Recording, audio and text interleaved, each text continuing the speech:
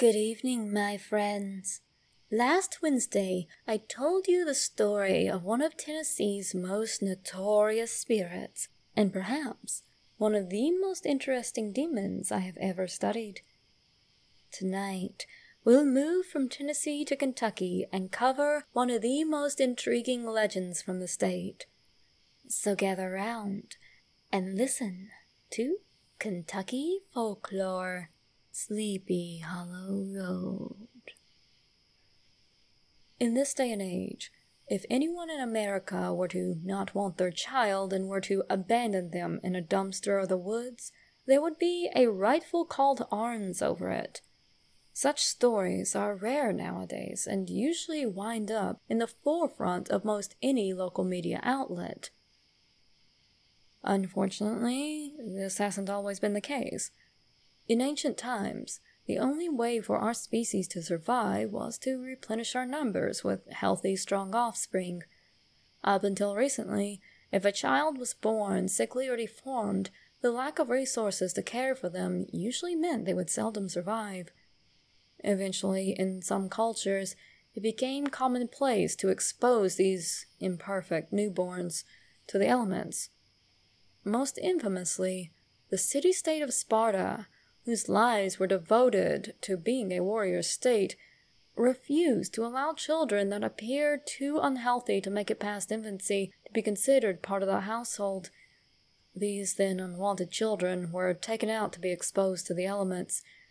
Thankfully, such a practice has not been so horrendously commonplace in America, but it still has sadly happened. This seems to be the most accepted theory behind some of the strange activity on Sleepy Hollow Road. This winding stretch of road near Jefferson County, Kentucky, was once home to a covered bridge that overlooked a body of water known as Hyde Creek. Surrounded by miles upon miles of thick woodland, this secluded spot was rumored to have been a tragic dumping ground for the unwanted.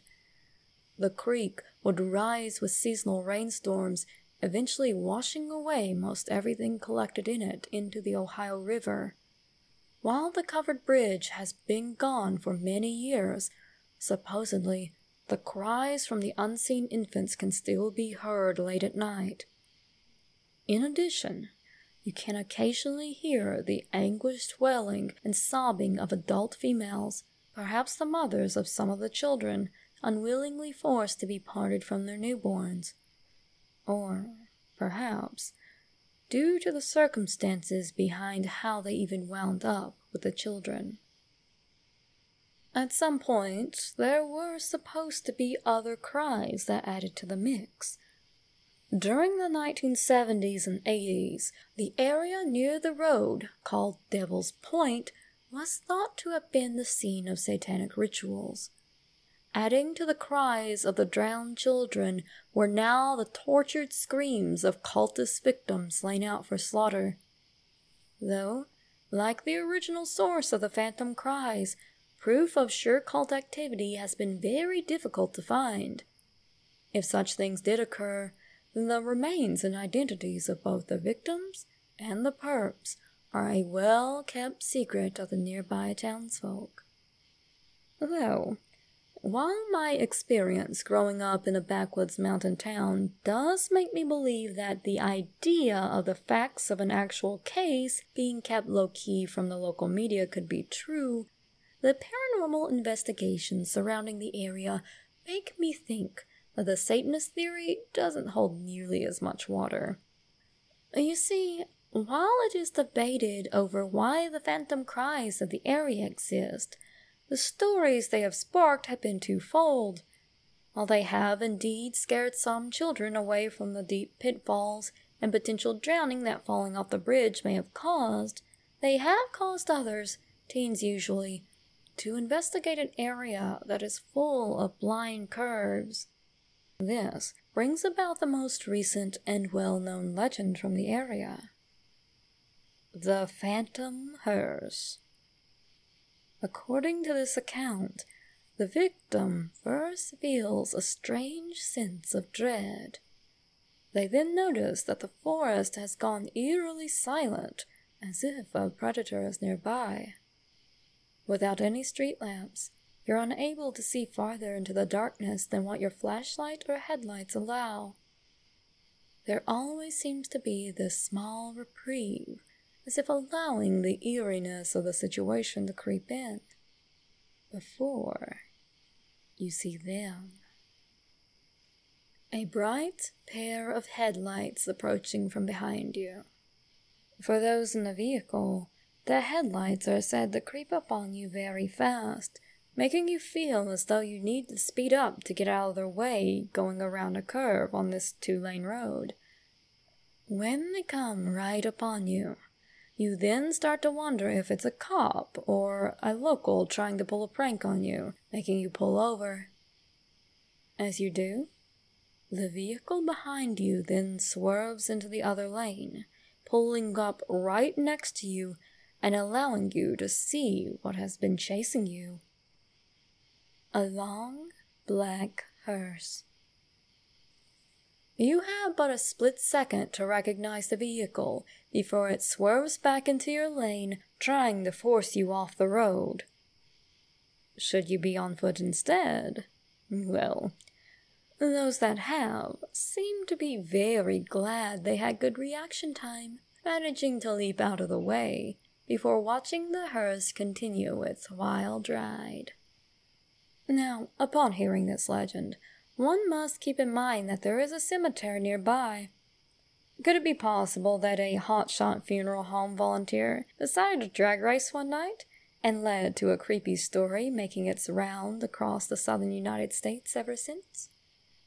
Or perhaps a few drunks caught sight of the hearse and hallucinated that it was chasing them, or made up the story to try to convince the cops that found them that they were run off the road, not because they were too schnockered to drive.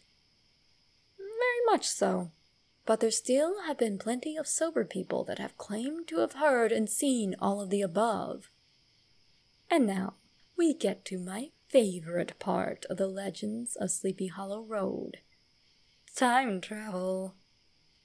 It is said that before you begin traveling down this path, you should make a note of what time it is. Multiple accounts have come in about drivers suddenly having huge chunks of time pass without them ever remembering it. Hours could pass by, though you were traversing only a few miles of road. Could you be passing through a supposed time warp? Is Sleepy Hollow Road the source of alien activity? After all, abductees do claim that parts of their memories disappear during an incident, leaving no reason behind the lost time. Or could you just be enjoying your road trip so much that time just slips away from you? You be the judge. Well, my friends, I hope you all enjoy this story and leave a bunch of theories about it with your comments below. I've left a few links of reference in the description for you to check out. Also, I know some of you are thinking pretty hard about that time travel element right now, so I want to take this time to bring up another story from the mountains. How does a feud from the 1800s and some kids seeing it due to a glitch in time sound to you? In that case, I gotta bring up an old book by the name of The Tragedy at Devil's Hollow and Other Haunting Tales from Kentucky by Michael Paul Henson. He was another author that wrote only a few books, focusing mostly on tales from Kentucky, Pennsylvania, and Tennessee. Unlike a lot of ghost story authors I grew up with, this guy actually included a lot of photos from around the region he was taking his tales from. So, I just had to do a shout out because that was one of my favorite anthologies to read as a kid. As for Sleepy Hollow Road itself, it's not too far from Lexington, Kentucky, and it is absolutely a gorgeous stretch of highway to see during the daytime, most especially when everything has greened out a lot during the summer, or the trees look like they're on fire during the fall. If you look up a lot of videos traveling down it, there's even a little wooden footbridge that runs parallel to one part of the road, where you can walk along and view the area a little better. Just watch out for ticks and drunk drivers, and you'll be fine. Good night, and see you all real soon.